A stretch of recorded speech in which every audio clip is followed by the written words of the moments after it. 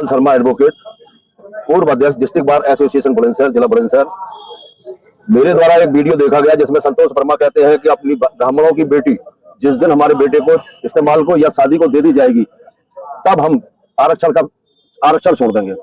मैं संतोष वर्मा जी से एक निवेदन करता हूं, जब आपकी मानसिकता इतना सीनियर आईएएस होते हुए ये रही है तो आपने कितनी ब्राह्मण या उच्च वर्ग की बेटियों से कितने अत्याचार किए होंगे, कितने बलात्कार किए होंगे, कितना उनका दुरुपयोग किया होगा? क्या सरकार ने एक बार भी उस तरफ उठा के नहीं देखा? जो आईएएस इतनी वैसी बात करता हो, बेहूदी बात करता हो, समाज के अन्य समाज को दूषित करता हो। मैं एक बात और कहना चाहता हूं, अपनी बात को काटते हुए, संतोष वर्मा जी को मेरा मैसेज दे दो। संतोष वर्मा जी, हम आजीवन आपको आरक्षण देंगे, अपने समाज से कहेंगे, अन्य समाजों से कहेंगे कि आरक्षण दें। सार्वजनिक रूप से आप अपने परिवार की बेटियों को, मेरे गांव के वाल्मीकियों को, मेरे जिले के वाल्मीकियों को शादी कर दें। हम आंदोलन करेंगे कि भाई आजीवन संतोष वर्मा के परिवार को आरक्षण दिया जाए, अन्यथा आप इस पद से छोड़ के चले जाइए। और सरकार से भी मैं निवेदन करता हूं कि सरकारें इनके जांच करें, ये जेल भेजें और ऐसे को सस्पेंड टर्मिनेट भी करें जो समाज को दूषित करता हो। आज हमें आवश्यकता पड़ी, हमारे राष्ट्रीय अध्यक्ष, हमारे सचिव साहब, सब पूरा समाज एकत्रित हुआ है।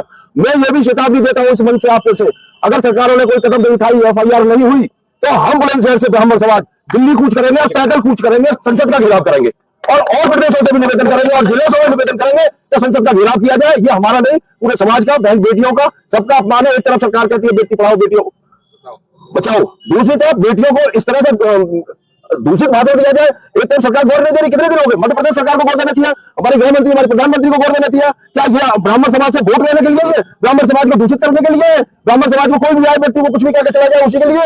अरे ब्राह्मण समाज ना तो इतना कमजोर था ना है। और ब्राह्मण समाज में संतोष वर्मा एक बात कहना चाहता हूँ, गौतम ऋषि का इतिहास उठाइए,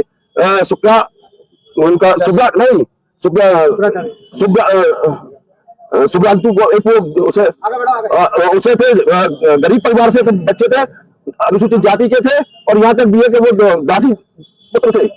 जब उन्होंने गुरु शिक्षा लेनी चाहिए तो गौतम जी ने कहा कि मैं ब्राह्मण को शिक्षा दूंगा। जब गौतम जी ने उनसे पूछा कि बेटा तुम्हारे पिता का नाम क्या है, तुम्हारे परिवार का नाम, तुम्हारे गोत्र का नाम क्या है, वो बच्चा बोला मैं अपनी माता से पूछ के आता हूँ। माता ने उसे सही सही बता दिया, मैं दासी पुत्र है बेटे, तेरे बाप का कोई पता नहीं कौन है।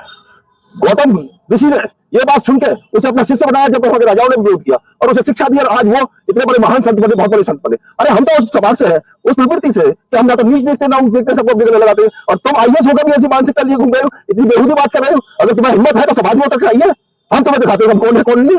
अरे हम राम भी है, हम रावण भी है, हम परशुराम भी है।